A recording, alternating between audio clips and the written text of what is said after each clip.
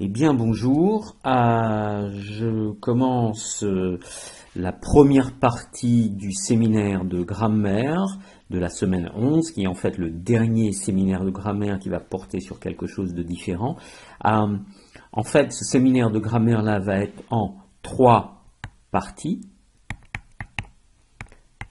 Première partie, on va faire une petite révision des différentes catégories de pronoms.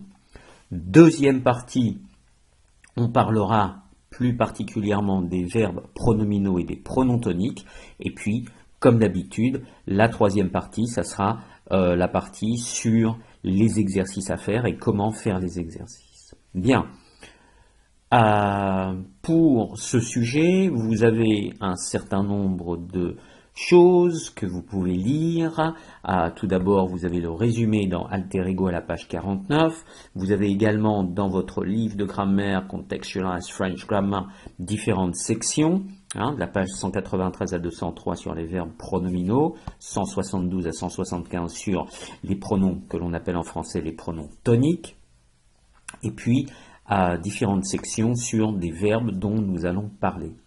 Ensuite, vous pouvez également regarder dans Hawkins and Towle, French Grammar and Usage, un certain nombre de sections.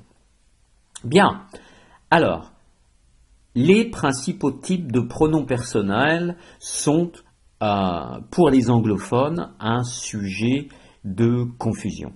Alors, différents types de pronoms en français sont utilisés selon leur fonction dans la phrase. Donc, qu'est-ce que c'est qu'une fonction? Une fonction, c'est toujours en relation avec le verbe. Okay? Donc, vous avez des pronoms sujets, vous les connaissez. Ce sont je, tu, il, elle, ou on, nous, vous, il, elle. Donc, ce sont ce qu'on appelle des pronoms sujets. Vous avez des pronoms compléments objet direct. Vous les connaissez également. Ce sont me, te, le, la, les pour les troisième personnes. Troisième personne du singulier et troisième personne du pluriel. Et puis nous et vous. Et vous avez, que vous connaissez également, les compléments d'objet indirect, qui sont les pronoms qui ne changent pas, sauf que à la troisième personne, vous avez lui pour le singulier, que ce soit masculin ou féminin, et puis leur qui est pour le pluriel, également que ce soit masculin et féminin. En plus de ces 3 catégories, vous avez également ce que l'on appelle des pronoms toniques. Alors, qu'est-ce que c'est des pronoms toniques? Ce sont des pronoms qui sont objets d'une préposition ou bien des pronoms qui sont utilisés pour renforcer le sujet. On en parlera dans la partie 2 de ce cours, mais juste, vous les connaissez, ce sont des pronoms comme moi, toi, lui, elle, eux, elle, nous, vous. Par exemple, on dira « viens chez moi » ou bien on dira « je vais chez toi » ou on dira, masculin pluriel, « je vais chez eux ». Bon, donc voilà, petite introduction aux différents types de pronoms qui, je le répète, sont en fonction de leur relation avec le verbe. Okay? Alors, vous les connaissez. Par exemple, pronom personnel, on a « je la trouve très sympathique ». Eh bien, « je la trouve très sympathique », on utilise « la » parce que le verbe, c'est le verbe que l'on appelle un verbe transitif direct, trouver quelqu'un. Donc, ce quelqu'un, c'est un pronom complément d'objet direct. On pourrait dire « je trouve mon ami très sympathique », je la trouve très sympathique. Même chose, si on prend le verbe inviter, c'est un verbe transitif direct, et donc ce verbe prend un complément d'objet direct et on aura, si on utilise un pronom, oui, je les ai invités. Attention, parce que vous avez ici la règle qui est le complément d'objet direct précède l'auxiliaire. Donc, qu'est-ce qui se passe? Vous avez un accord. Accord de quoi? Accord du participe passé. Par contre, on a également des verbes à construction indirecte, c'est-à-dire ce qu'on appelle des verbes transitifs indirects. Pourquoi indirects? Et pour cela, il faut regarder l'infinitif du verbe. Très important, ce qui veut dire qu'il faut apprendre vos verbes. Et donc, il faut savoir que l'on dit dire à quelqu'un. Et donc, on a ici un complément d'objet indirect. Et on dira, tu as pensé à leur dire. Ok? Parce que c'est dire à quelqu'un. Bien, des phrases où je vous donne des exemples de pronoms toniques, mais on verra ça tout à l'heure. Hein. Que pensez-vous d'elle? On a un exemple de pronom tonique. Ou bien une forme d'insistance qu'on n'a pas en anglais. Hein. En français, on dira « moi, je suis fatigué ». En anglais, on essaierait de rendre ça par « well, I am tired ». Hein. C'est une forme d'emphase, une façon de souligner le pronom. « Moi, je suis fatigué ». Et puis, c'est des pronoms que l'on retrouve après des prépositions. Okay? Donc, on dirait, ils savent qu'ils viennent chez moi, ils savent qu'ils viennent chez toi, chez elle, chez lui, chez eux, etc., etc. Bien.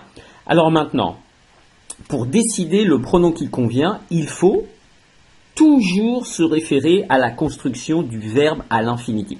C'est vraiment fondamental. Et donc, pour savoir si vous avez besoin d'un pronom objet direct ou d'un pronom objet indirect, il va falloir savoir si le verbe est transitif direct ou transitif indirect. Alors, un verbe transitif direct, c'est un verbe qui se construit comme le verbe appeler. Et on dit appeler quelqu'un. Un verbe transitif indirect, c'est un verbe qui a besoin d'une préposition pour se relier à l'objet. Donc, on a bien ici un verbe transitif direct et on a ici un verbe transitif indirect. Alors, un objet direct est un nom ou un pronom qui est lié au verbe directement. Donc on dira Paul appelle ses amis et le pronom, si on remplace amis, ce sera Paul les appelle. Okay?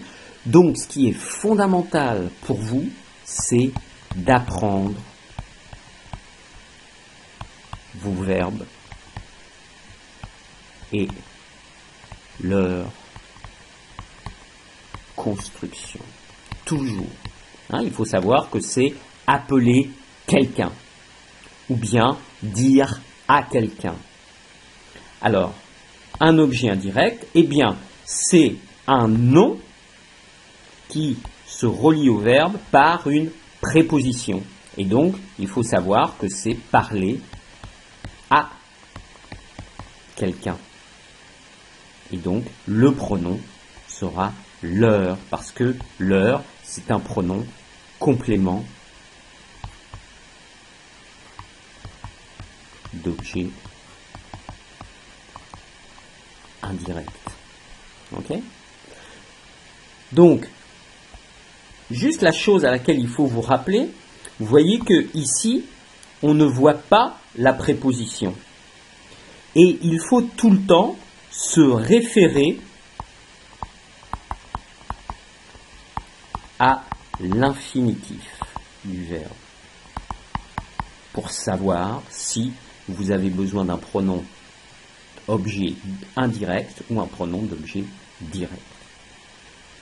Bien, continuons nos révisions ou nos clarifications. Voici maintenant la liste des pronoms personnels que vous devez connaître. Alors, vous les connaissez. Je, tu, il, elle ou on, nous, vous, il ou elle sont les pronoms sujets. Les objets directs, ce sont le me, te, le ou la pour la troisième personne du singulier, donc c'est-à-dire s'il remplace un nom qui est singulier, nous, vous et les, si les remplace un nom qui est pluriel. Alors, vous voyez que pour les objets indirects, finalement, ce n'est qu'à la troisième personne du singulier et à la troisième personne du pluriel que ça change. Objet direct, on a le et la. Objet indirect, on a lui. Que ce soit masculin ou féminin. Si par exemple vous dites en français « je, lui ai téléphoné », en français, on ne peut pas savoir si vous parlez d'un garçon, d'un homme, ou d'une fille. Okay? Alors qu'en anglais, si vous dites I called her ou I called him, you know. En français, je lui ai téléphoné, on ne peut pas décider, on ne sait pas, parce que lui fait référence au masculin ou bien au féminin. Bien sûr, le participe passé en français ne s'accorde pas avec un pronom complément d'objet indirect. Vous avez, que nous allons voir dans la deuxième partie de ce séminaire, les pronoms réfléchis, c'est-à-dire qui s'utilisent avec un verbe pronominal. Le verbe pronominal, c'est un verbe de type, par exemple, s'asseoir. Donc on dira je m'assois, tu t'assois, il s'assoit, nous nous asseyons, vous vous asseyez, il ou elle s'assoit. Et puis vous avez également ce qu'on appelle en français un pronom tonique. En anglais, vous avez deux mots pour ça. Vous avez emphatic. Donc, emphatic, c'est quand vous insistez sur le pronom. Par exemple, moi, je prends le bus. Okay, well, I'm taking the bus. As opposed to, well, you can drive your car and I'm taking the bus. Et donc, en français, on utilisera ce qu'on appelle un pronom d'emphase, un pronom tonique. Okay? Pourquoi on appelle ça également en anglais disjunctive? Parce que c'est un pronom qui est séparé du verbe par une préposition. Par exemple, on dira « il habite chez moi ». Chez toi, chez lui, chez elle, chez soi, nous, vous, eux et elle. Bien. C'est donc la fin de mes révisions sur les pronoms. Dans la deuxième partie, je parlerai à proprement parler des pronoms, des verbes pronominaux et puis des pronoms toniques. Mais je vais arrêter ici cette première partie qui est une partie de révision. À tout de suite.